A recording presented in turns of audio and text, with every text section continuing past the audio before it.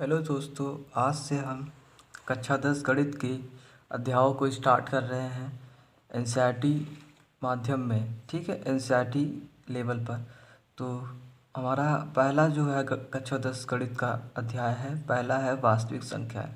हम पहले वास्तविक संख्याओं का अध्ययन करेंगे। ठीक है, उसके बाद हम सीरियल वाइज सभी चैप्टरों को हल कर लेंगे। इसमें पहला जो वास्तविक संख्या में जो पहला टॉपिक है वो है यूक्लिड विभाजन प्रमेयिका। यूक्लिड विभाजन प्रमेयिका क्या है? ठीक है, इस जो 1.1 है अध्याय, उसमें यूक्लिड विभाजन प्रमेयिका का ही केवल प्रयोग है। तो यूक्लिड विभाजन प्रमेयिका है दो धनात्मक पूर्णांकों ए और बी, ठीक है, लेना है। दिए रहने पर हम पूर्णांकों ए और बी को इस रूप में लिख सकते हैं, ए बराबर बी क्यू प्लस आर। ठीक है, यानी ए और बी का भाग करना है। कुल मिला के तो ए और बी का भाग करेंगे। ठीक है, तो इस प्रकार से हमें प्राप्त होगा संबंध, ए बराबर होगा बी क्यू प्लस आर। ठीक है, क्यू गुणांक होता है बी का, और आर जो होता है, आर का मान सदैव होना चाहिए 0 से बड़ा या फिर बराबर आर का मान होना चाहिए, या फिर ठीक है, और होना चाहिए बी से छोटा।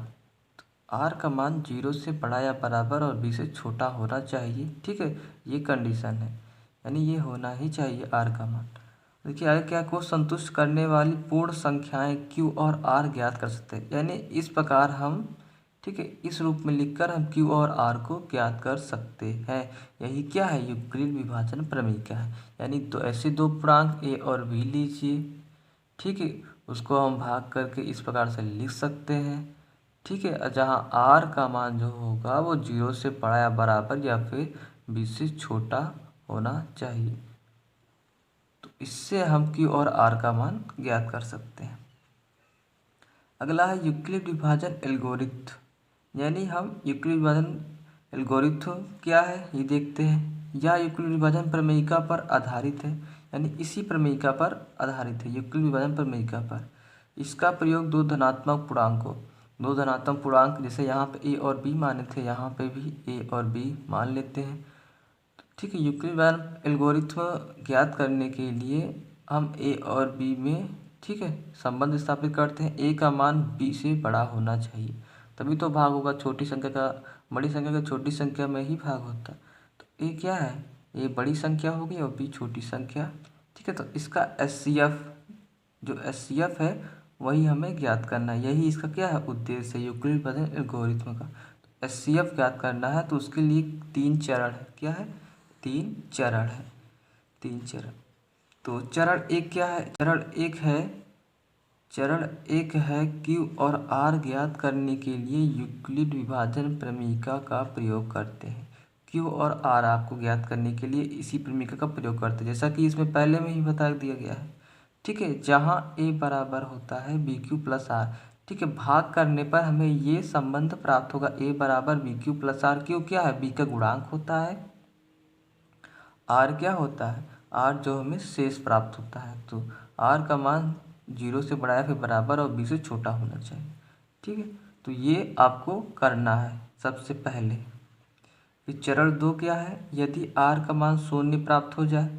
ठीक है, यदि आर का मान 0 प्राप्त हो जाए, यानी ये आर की वैल्यू 0 हो जाए, तो एचसीएफ क्या होगा, तो एचसीएफ उस स्थिति में बी ही होगा।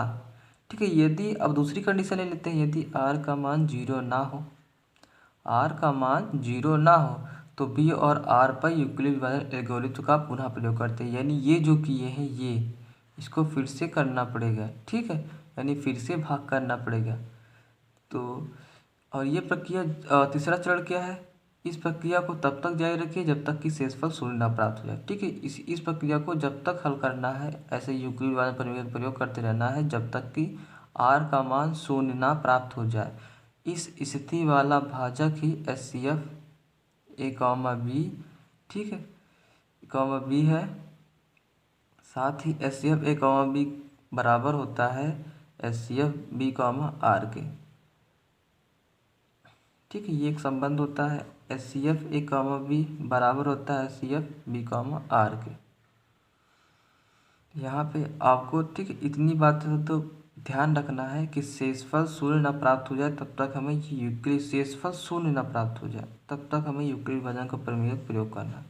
ठीक है, यानी ये जो पहला चैप्टर है केवल यहीं पर हमें करना है। ठीक है, इसके कई चरण हो सकते हैं, किस पर डिपेंड करता है, जो हमारा निर्भर करता है वो आर पर निर्भर करता है। यदि आर पहले ही स्टेप में आ गया, ठीक है, पहले ही चरण में आर का मान शून्य आ गया तो उसका एचसीएफ निकल जाएगा। एचसीएफ सदैव क्या होगा, बी होगा, इस बात का ध्यान रखिए। एचसीएफ क्या होगा, सदैव बी ही होगा। ठीक है, तो कोई डाउट, ठीक है, कोई डाउट होगा तो हम सवालों को हल करते हुए कोई डाउट दूर हो जाए। ठीक, आप ये इस बात का ध्यान रखिएगा कि ए और बी का, ठीक है, ए बी से बड़ा होना चाहिए और जब इसको भाग करेंगे तो आएगा, जो भी आएगा उसको इस रूप में लिखेंगे, ए बराबर बी क्यू प्लस आर। ठीक है, आर क्या, आर का मान जो होगा वो बराबर या फिर बड़ा होगा 0 से, छोटा होगा किससे, बी से। इस बात का ध्यान रखिएगा। तो हम नेक्स्ट क्लास में हम इसके सवालों को शुरू करेंगे।